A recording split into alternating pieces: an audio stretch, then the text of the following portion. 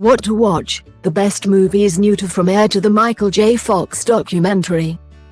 Wondering what to watch this weekend? Autobiographies and biopics make up the bulk of this week's streaming highlights. Arriving in the form of two 80s American icons named Michael, Jordan, and J. Fox. The film about the former, the Ben Affleck-directed Air, indirectly explores the basketball great's lasting influence through his historic deal with Nike over the Air Jordan brand. The film about the latter is still a Michael J. Fox story, from an inconvenient truth director David Guggenheim. This week also brings with it some striking genre work, with James Gray's introspective sci-fi epic Ad Astra starring Brad Pitt arriving on Netflix. Please note that a subscription may be required to watch. Continuing Ben Affleck's hot streak of efficient and crowd-pleasing dad movies. Air uses the infamous Air Jordan sneaker as a focal point around which to engage with the legacy of basketball great Michael Jordan. The movie exists around him rather than exploring his life directly or chronologically. Focused on the point in time when Nike was a struggling running brand, lagging behind competitors Adidas and Converse in the basketball scene.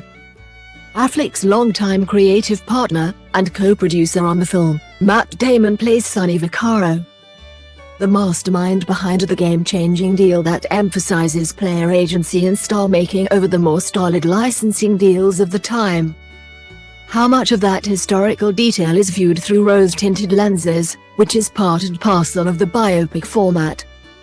Unlike its peers, Air does breeze through its portraits of some businessmen, egg Nike's Phil Knight, played by Affleck, who in reality are a lot more unsavory than the film is willing to engage with. But audiences already know to take things like this with a hefty pinch of salt. Watch a trailer for Air.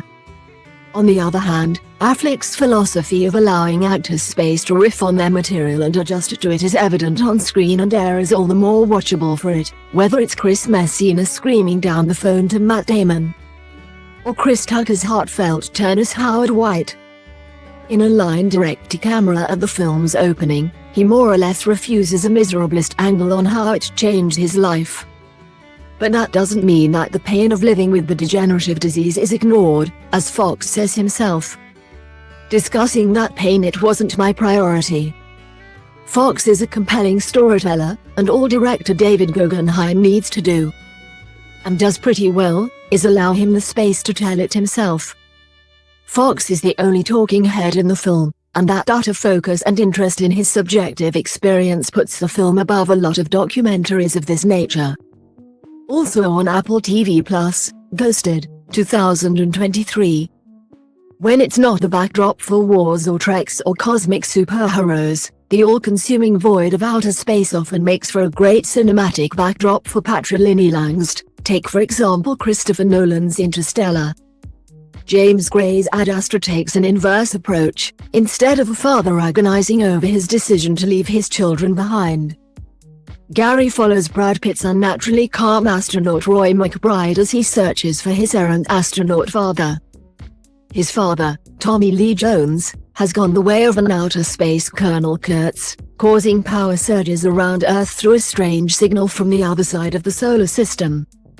Gray famously didn't have final cut on the film, a decision that feels evident in a couple of rather eccentric action sequences, a moon buggy gunfight and a zero-gravity fight with baboons, that contrast with the film's otherwise meditative tone, as well as a narration from Pitt that didn't land for some.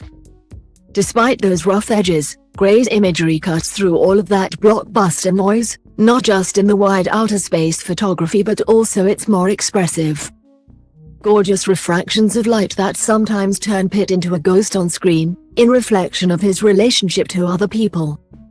He drifts in and out of his partner's life, he's a non-presence, often appearing as a sort of obscured image, a shadow or an empty space suit, even as the narration lets its audience through this a little too much. It doesn't diminish the impact of that visual work and the straightforward but sincere emotional climax it points toward, choosing to actively live in the world, rather than simply flow through it. Also new on Netflix, Royal Teen, Princess Margaret, 2023, original, The Mother, 2023, original.